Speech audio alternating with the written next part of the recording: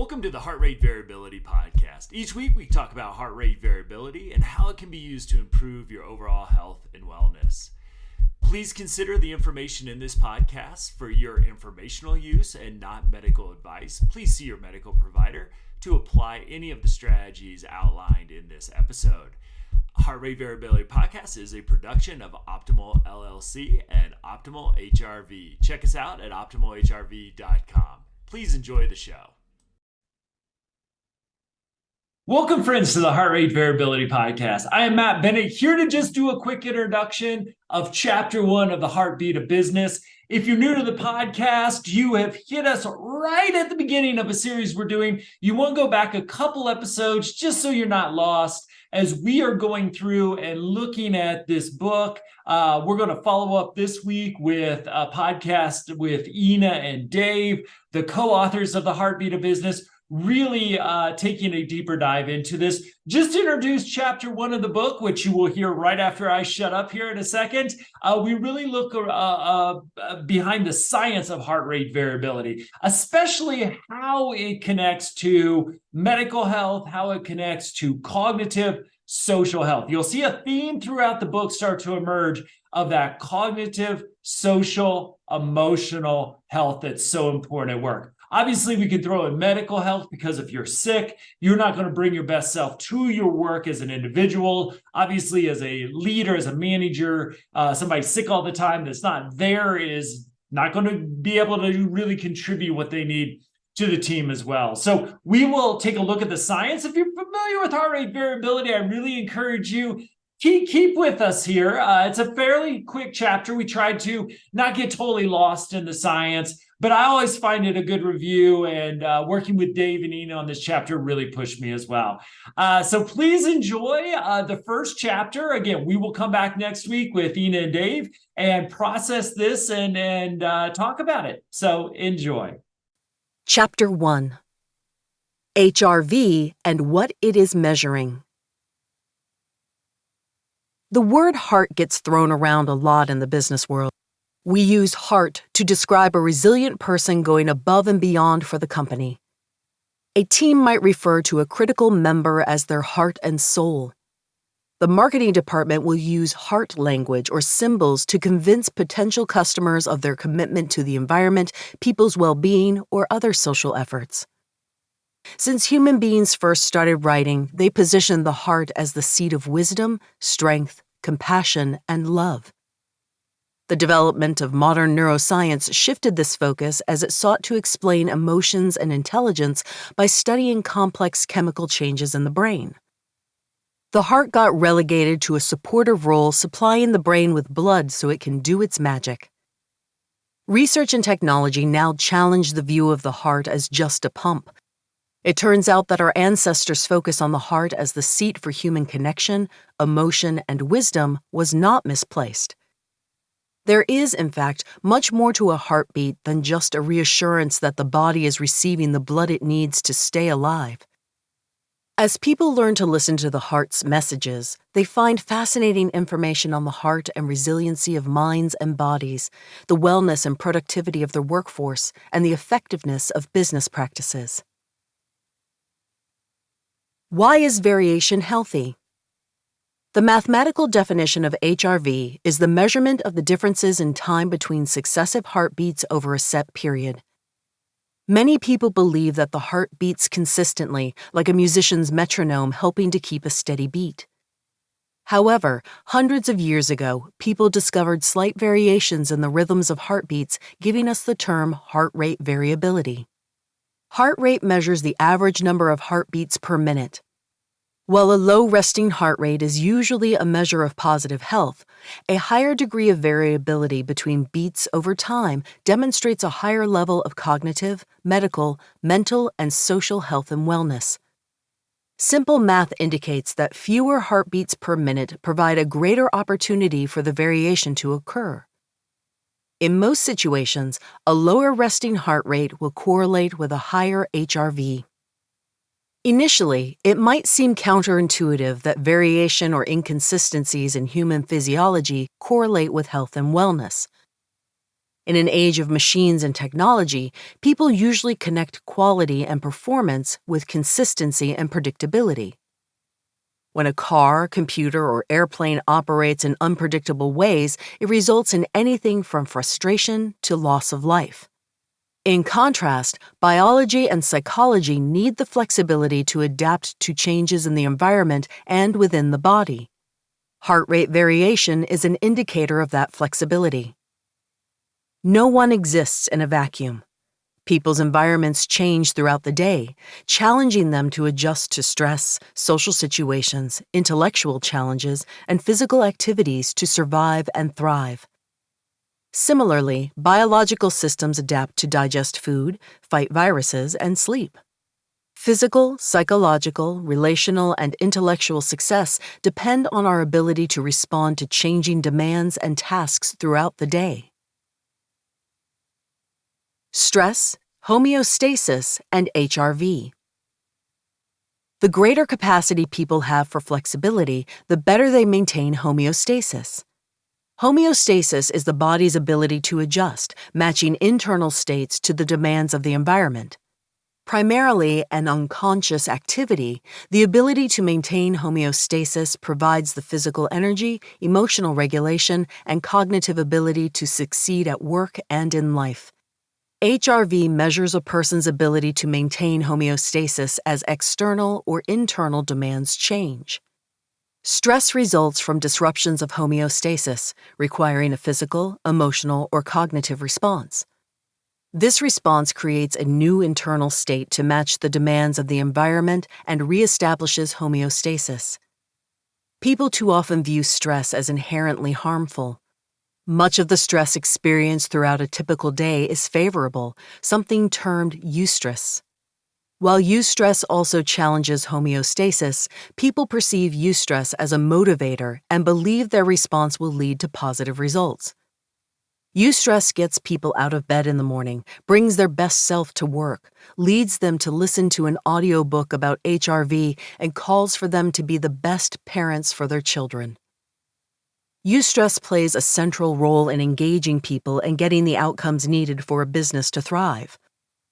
The goal of stress management is not to minimize stress. Instead, leaders need to create strategies to use the right amount of eustress to increase motivation, but also to address the job demands that result in unproductive and potentially dangerous stress. This negative stress or distress occurs when the person cannot see the potential positive outcomes in a situation or feel that they do not possess the mental, financial, social, time, or other resources necessary to meet the challenge. The perception of the problem or event will determine whether they experience it as eustress or distress. If they do not find a way to manage distress, it will knock them out of homeostasis, leading to stress's negative emotional and physical consequences. Several variables profoundly influence the perception of distress. First, distress increases when the situation is unpredictable and the person feels they have little power to influence the potential negative outcome. Second, the negative consequences of distress increase if it persists for a long duration of time without the ability to eliminate the source of the distress. Third, if the outcome is important to them, they experience a higher level of distress. Things that people don't care about do not cause much stress. Every leader needs to pay close attention to these variables. Nothing characterizes the modern business environment more than uncertainty. Due to technology, people are working longer and longer hours without ever disconnecting. This connectivity increases the duration of time in the typical workday, week, and year. It also increases people's exposure to the distressful aspects of work. Importance is often the most challenging variable. Caring about the outcomes of work drives motivation. However, if there is a great deal of uncertainty and a long duration of stress, this same level of investment results in burnout. Throughout this audiobook, we will discuss strategies to manage these variables to minimize distress and increase eustress and motivation. As distress increases, heart rate usually increases and HRV decreases, demonstrating a declining ability to maintain homeostasis. Allostatic load refers to increasing distress and the resulting declines in emotional regulation, physical energy, and cognitive functioning. When the cumulative allostatic load exceeds the ability to cope, the person experiences allostatic overload. Under extreme distress, allostatic overload becomes intense enough to create a trauma response. HRV also measures the body's ability to recover after a period of stress.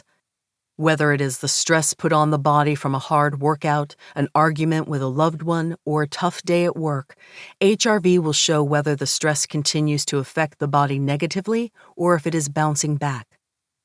The ability to handle the allostatic load, recover from hardship, or turn stress into motivation for success is a beautiful definition of resiliency.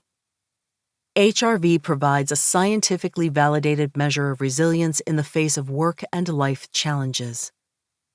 Remember, the mathematical definition of HRV is the measurement of the differences between successive heartbeats over a set period.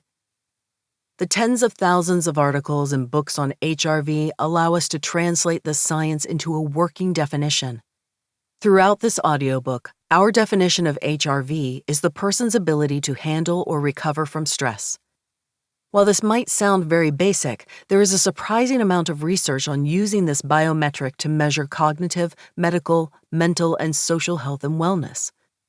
There is also a lot of research on practices that improve HRV and overall wellness and job performance. The cause of variation. When someone experiences distress, their body immediately jumps into action to maintain or reestablish homeostasis. The nervous system evolved to unconsciously react to stress, providing the energy necessary to respond effectively. The nervous system contains bundles of nerves and specialized cells called neurons that transmit information throughout the body. The nervous system starts in the brain and moves down the spinal cord, eventually branching out to every part of the body. Most of the biological changes needed to maintain homeostasis occur unconsciously or automatically. The autonomic nervous system controls blood pressure, body temperature, heart rate, digestion, and heart rate variability. Its goal is to maintain homeostasis within the body and with the environment. Encompassing over 80% of the body's processes, the autonomic nervous system can use nearly the entire body to maintain homeostasis.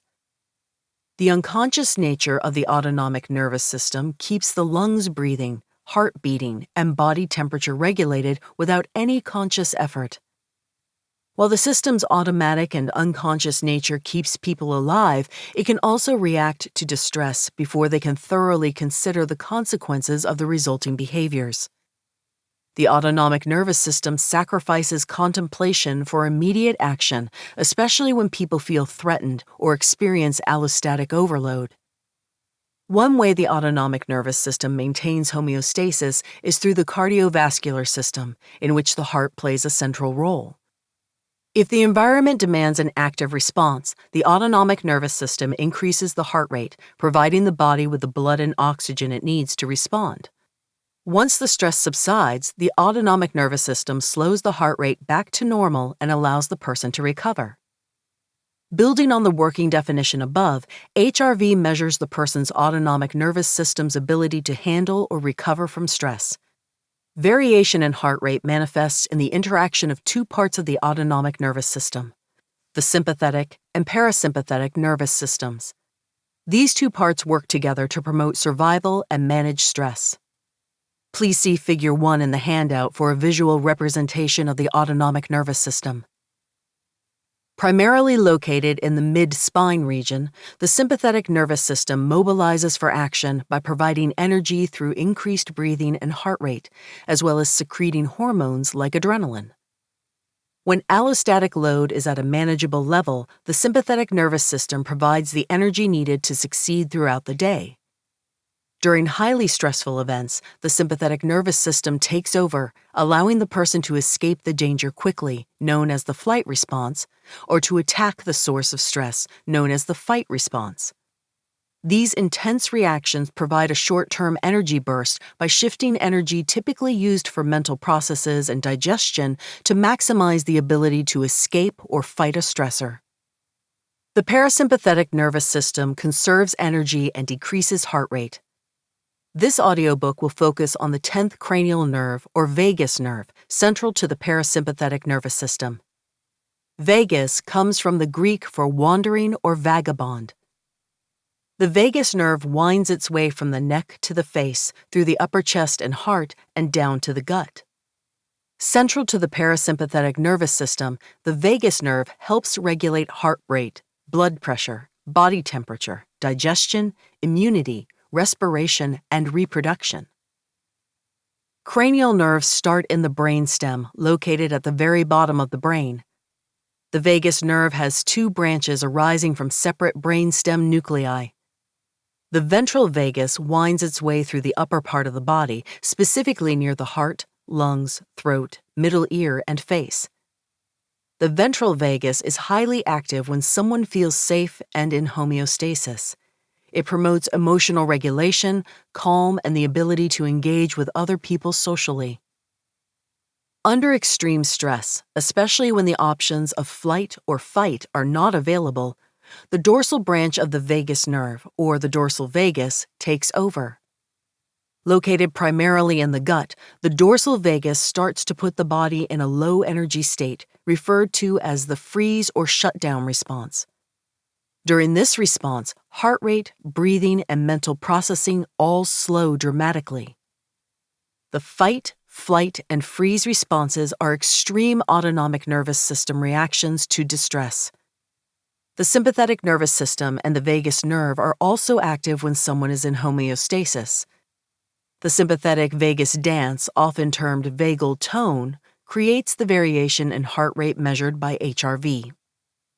In this dance, the ventral vagus slows sympathetic activation, which is known as the vagal brake. On the inhalation, the ventral vagus releases its brake on the sympathetic nervous system and allows the heart rate to go up. On the exhalation, the brake comes back on and the heart rate goes down. Sympathetic activation is a normal reaction to short-term distress. Unfortunately, long-term chronic distress increases baseline sympathetic activation and weakens the vagal brake. Over time, an over-reliance on the sympathetic response leads to anxiety-related disorders such as attention deficit hyperactivity disorder, post-traumatic stress disorder, phobias, and generalized anxiety. Chronic stress and difficulty maintaining homeostasis might also lead to increased dorsal vagal activation. It is almost as if the nervous system recognizes the overload and, in the absence of conscious action to take a much-needed break, forces the body to slow down and take a break that way. As a result, the vagal nerve prevents adequate sympathetic activation, slowing the heart rate and decreasing the ability to take needed action. Long-term increased dorsal vagal functioning can manifest as depression, feelings of stagnation, and relationship. A healthy autonomic nervous system relies upon a rhythmic dance between the sympathetic nervous system and the ventral vagus. When distress and burnout disrupt this harmony, the consequences are dire. As the autonomic nervous system struggles to maintain homeostasis, it begins to over-rely on either the sympathetic nervous system or the dorsal vagus. Over time, this imbalance increases the risk for mental, physical, social, and cognitive issues that can significantly impact health and productivity. HRV and medical health. This audiobook focuses primarily on the role of cognitive, emotional, and relational health on business outcomes. HRV provides a quantifiable measure of these aspects of success. While not the main focus of this audiobook, HRV also measures medical health. A chronically sick person will struggle to perform at continuously high levels for the business, costing the business money when it comes to loss of productivity, insurance costs, and absenteeism. This section will review the science on the connection between the vagus nerve, HRV, and medical health. A healthy autonomic nervous system and strong vagal brake promote a healthy immune system. One of the powerful weapons available to the immune system is a class of proteins called cytokines. If someone cuts themselves, cytokines are released and rush to the cut, creating inflammation, which helps stop the bleeding. Similarly, when a virus or infection is present in the body, cytokines go to work fighting off the disease. Increased sympathetic activation as a reaction to distress or burnout also releases cytokines. The body releases cytokines to limit the impact of any injury that might result. While a sound survival strategy in the short term, over time, increased anxiety weakens the vagal brake, resulting in a constant release of cytokines. Too many cytokines in the body cause inflammation of the gut and brain. Because the gut plays an essential role in immune function, inflammation inhibits an effective immune response. Inflammation in the gut also results in leaky gut syndrome. Leaky gut syndrome is an accurate description of this terrible condition. Inflammation causes cracks in the intestines. Waste in the intestines leaks into the body, creating various digestive and immune problems, including celiac disease, Crohn's disease, and irritable bowel syndrome. Besides the pain and discomfort caused by inflammation in the gut, the brain also inflames. Research is starting to demonstrate the connection of brain inflammation to a range of mental illnesses. Chronic distress and burnout can destroy psychological and medical health. Negative trends in HRV correlate with many disease risk factors, including hypertension, obesity, glucose intolerance, insulin sensitivity, and inflammation as a measure of immune functioning. Not surprisingly, significant drops in HRV correlate with 9 out of the 10 leading causes of death in the United States. These include heart disease, cancer, respiratory disease, stroke, Alzheimer's disease, diabetes, influenza and pneumonia, kidney disease, and intentional self-harm, suicide. The only cause of death not correlated with a drop in HRV is automobile accidents. Some auto manufacturers started embedding HRV monitors in their seats. Since many accidents result from tired and stressed driving, this cause of death might soon get added to the list.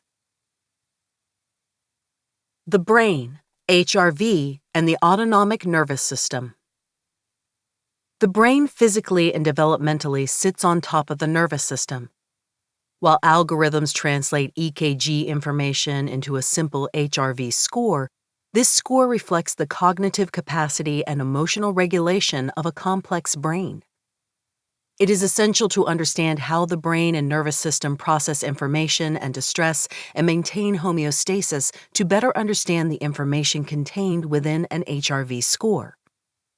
The human brain evolved to keep us alive and safe from danger. While some people are lucky enough to experience little threat to life or safety in a typical week, ancient people evolved in a much more dangerous time. Through millions of years of human evolution, humans got very good at neuroception, which refers to the primarily unconscious process of determining whether the environment is safe or dangerous.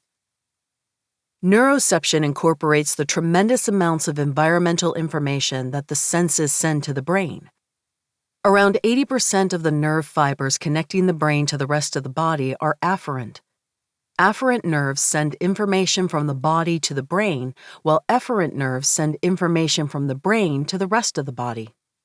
Figure 2 in the handouts maps out the different areas of the brain described in this section. The connection between the brain and the rest of the body occurs in the brainstem. The brainstem is often viewed as primitive and instinctual and gets animalistic labels like reptilian brain. However, like most other brain areas, the more science learns about the brain stem, the more exciting and meaningful it becomes to our overall health and functioning. The brain stem plays a central role in neuroception. As part of the autonomic nervous system and the origin point for the vagus nerve, the brain stem processes afferent information to maintain homeostasis. Much of the afferent sensory information passes through the brainstem to one of the central parts of the brain called the thalamus. The thalamus facilitates an interactive process among the brain's cognitive, emotional, and sensory motor centers to decide which of two distinct systems, termed the high road and the low road, will handle the stimulus.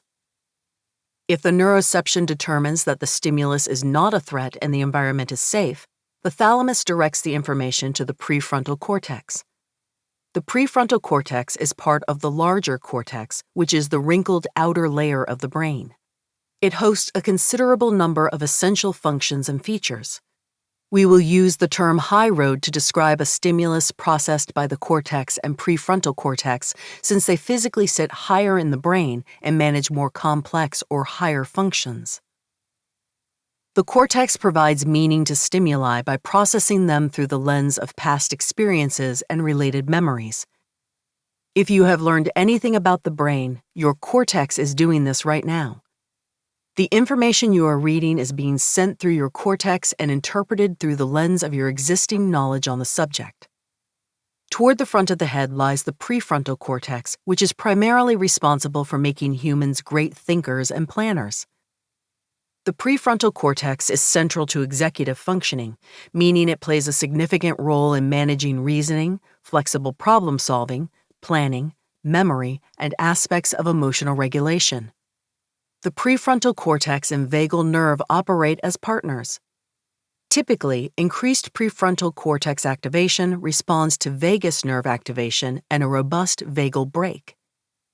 As a later stop on the high road, the amygdala, in collaboration with the hippocampus and brainstem, provides the emotional context for the stimulus. Emotions and feelings for things and people create a more profound experience of the world around us. High road emotions play essential roles in motivation and mental health. A quick note about high road functioning. The above description demonstrates the process in slow motion. In the time it took you to listen to the previous paragraphs, your high road has consistently been at work processing each word as well as anything else going on in your environment. In this brief time, billions of high road journeys occurred. Also, the high road takes up a tremendous amount of energy. While the brain only accounts for about 2% of overall body weight, it uses 20 to 25% of the oxygen and energy derived from food to maintain executive functioning. The allostatic load can build gradually when the high road starts to experience distress in the environment. As allostatic load threatens homeostasis, the prefrontal cortex can recognize the distress and implement coping skills. These coping skills decrease distress, reestablish homeostasis, and maintain executive functioning. If increasing distress is not consciously managed or overwhelms available coping skills, the amygdala starts to activate the hypothalamus, pituitary gland, and adrenal glands, also known as the HPA axis. The sympathetic nervous system kicks into action with the HPA axis moving energy to the mid-spine area. Under distress, the HPA axis and sympathetic nervous system release the stress hormone cortisol. If distress continues to build, the adrenal glands release adrenaline as well to even further intensify the stress response. Cortisol and adrenaline shorten the breath, increase blood pressure, and decrease HRV. The person is ready for action in this state as energy shifts from executive functioning to the arms and legs. The drop in HRV demonstrates a decreasing capacity for cognitive functioning and social engagement. Let's connect the above information on the high road in the brain with what we learned about the sympathetic nervous system and vagus nerve. The journey from the brain into the body begins at the brain stem. When neuroception senses safety, both the prefrontal cortex and ventral vagus become highly active. The brain applies executive functioning to the environmental situation, while the ventral vagus supports social engagement by activating facial muscles crucial to effectively communicating with others. The ventral vagus also applies the vagal brake to the sympathetic system, keeping the fight-flight response and anxiety at bay. The strong vagal brake on the high road manifests in higher HRV. The high road label also works for autonomic nervous system functions. The ventral vagus functions are primarily above the sympathetic nervous system in the mid-spine, and the dorsal vagus functions are mostly lower in the gut.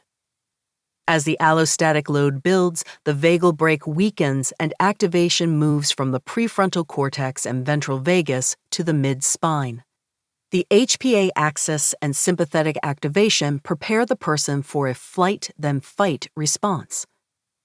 If the sympathetic response does not return a neuroception of safety, the activation moves down to the gut for the shutdown or freeze response. A simple analogy for the nervous system is a ladder. When neuroception perceives safety, the person is at the top of the ladder, corresponding with the prefrontal cortex and ventral vagal activation. As allostatic load builds, activation moves down the ladder, first to the flight rung, then to the fight rung, and finally to the freeze rung. As danger subsides, they move back up the ladder. Distress is processed on the high road if not associated with an immediate danger through neuroception. While the high road can still activate flight, fight, and freeze responses, if the person experiences allostatic overload, it is slower. The high road provides opportunities for the prefrontal cortex to bring the growing distress into consciousness and apply coping skills to maintain executive and ventral vagal activation. When neuroception detects extreme and immediate danger, the high road shuts down instantaneously, and a much shorter road activates to increase the chance for survival. While the amygdala sits toward the end of the high road, it plays a leading role on the low road. Instead of a gradual release of stress hormones, the amygdala immediately drops the person out of executive and ventral vagal activation. It moves down the ladder to the sympathetic nervous system.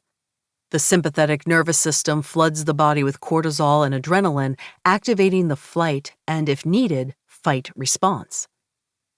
In most situations, sympathetic activation will continue until the threat has passed and can lead to unusual strength and stamina levels.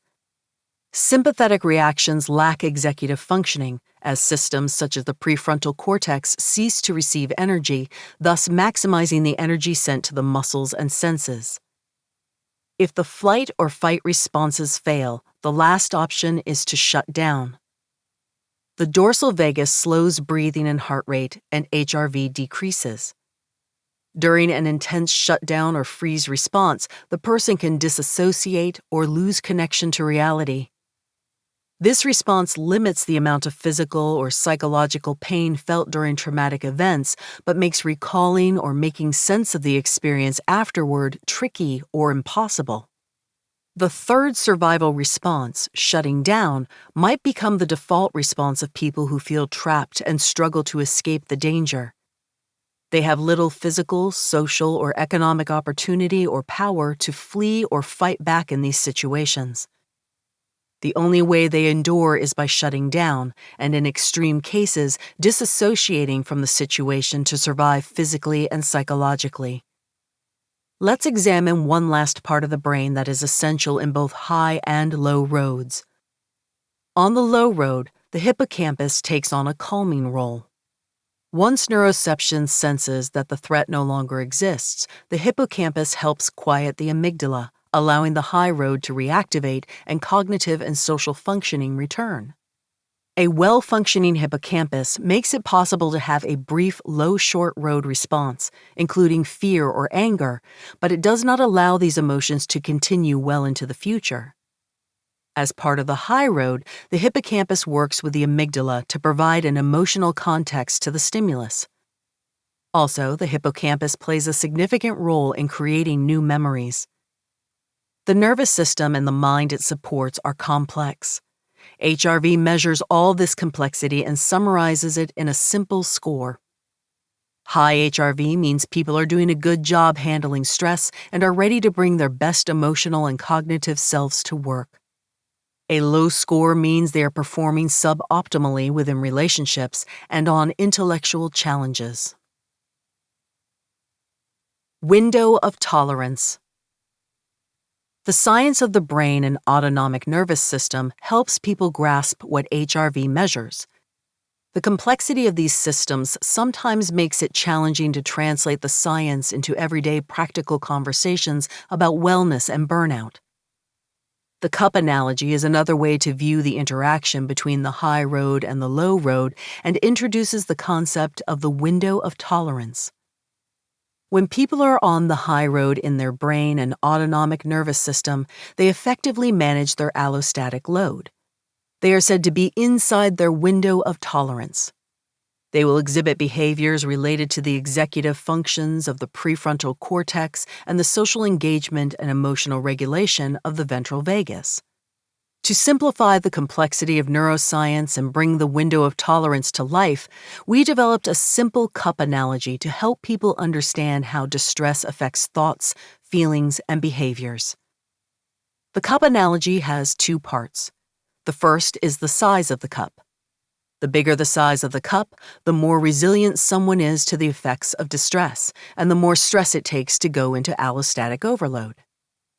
Factors such as healthy work culture, self-confidence, strong personal relationships, practicing mindfulness, healthy eating, and exercise increase the size of our cup. Conversely, long-term distress from burnout, financial struggles, a bad work environment, illnesses, and unhealthy relationships decrease the size of the cup. As a representation of the health of the autonomic nervous system, a large cup to manage stress will result in high HRV. Typically, the capacity of the cup stays consistent over time if we do not experience significant life changes. The exception to this rule is trauma. The overwhelming nature of trauma reduces capacity quickly, and if healing does not occur, it can keep capacity low over long periods of time. When people go through trauma at work, such as layoffs, bullying, harassment, or violence, leaders must ensure their employees get the support they need to recover or risk long-term decreases in cognitive performance and emotional stability. It is just as important to support people who experience trauma in their personal life. Helping people heal from trauma is the right thing to do and an intelligent business decision. Someone carrying around the pain and suffering of trauma will struggle emotionally and cognitively until they get the help they need to heal.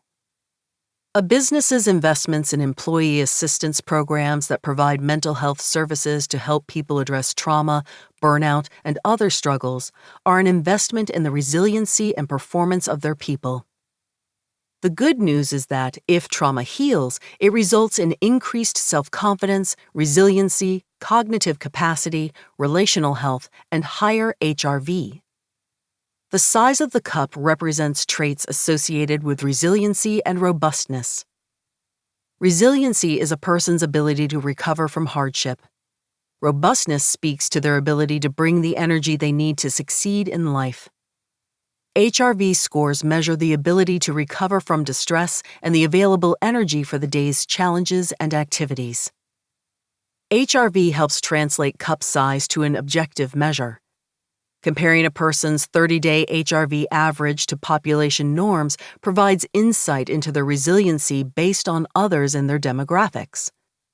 They can then compare their 30-day average to their overall average to determine whether their cups have increased or decreased in size. The second component of this analogy concerns the water in the cup. The water represents the amount of stress or cortisol in the body at any given time.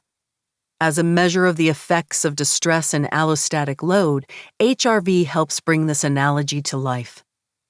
Taking an HRV reading and comparing the score to a 30-day or longer average helps show how much water is in someone's cup. A significantly lower HRV score versus these averages shows that their cup is filling up. This drop in HRV demonstrates their mind and body's struggle to maintain homeostasis in the face of distress and their risk of going into allostatic overload. Ideally, when their cups start to fill, as measured by decreases in HRV, they realize that stress is building and apply coping skills like deep breathing, exercise, getting into nature, or talking to someone about their distress. Initially, the distress increases heart rate and decreases HRV as the water fills the cup. Then, as they apply a coping skill, heart rate and HRV return to normal levels. During stressful times, an HRV reading provides insight into the mind and body's resiliency to distress in the environment. The space between the top of someone's cup and the water level represents the window of tolerance. When someone has adequate space between the water level in the cup and the top, they are in their window of tolerance. Thinking and behavior are motivated, adaptive, safe, social, energized, and stable, indicated by the acronym MASSES. If MASSES describes a person's state, it is a strong indication that they are successfully managing allostatic load. When the allostatic load increases and starts to fill up their cup's capacity, people's actions become more rigid or chaotic. These responses are an effort to control the stressful situation before going into crisis. Some people react to stress by over-organizing and managing their world, which indicates a rigid response. When in a rigid state, people might start bossing people around or putting unrealistic expectations on themselves or others. They might also feel great anxiety or sadness when things get frustrating and do not go exactly how they want them to go. Another rigid response is obsessing or ruminating over something, even if it is not that important. When people are rigid, it is hard to think creatively, and they often automatically rely on behaviors used in the past, even if they have had negative consequences. Leaders need to pay extra attention to their rigidity. Due to their power, when a leader's cup starts to fill, they often begin to micromanage the processes and people they oversee. This rigid response shuts down creativity and innovation. As people become frustrated and anxious about their leader's rigid micromanaging, their cups start to fill up, negatively impacting their performance and morale. The nature of the chaos response serves to create distance between the person and the cause of the distress filling up their cup. They often achieve this distance by yelling, threatening, or using intimidating behaviors or words. When a leader's behaviors become chaotic, it destroys trust and psychological safety, a term we'll explore later. Their people shift their focus from performing for the business to strategizing on keeping themselves away from a chaotic leader. Even though they are just trying to get space, others experience the behavior as frustrating, counterproductive, and disrespectful. If distress challenges the cup's capacity, the person experiences allostatic overload. Now in a crisis, they operate in the sympathetic survival mode of flight, and if they cannot run away, they shift into the fight response. If they cannot escape or fight the cause of distress, the cup overflows and collapses in on itself. The result is the dorsal vagal freeze response. People develop behaviors and strategies to survive and thrive in their work and business environments. Unfortunately, too many people live on the edge of their window of tolerance, learning to rely on rigid, chaotic, flight, fight, and freeze behaviors to survive their reality. Short-term HRV measures help track distress's impact in the present moment. Long-term HRV improvements demonstrate increased cup capacity, which should translate into motivation, adaptation, safe behavior, social engagement, energy, and stability, all of which help them succeed.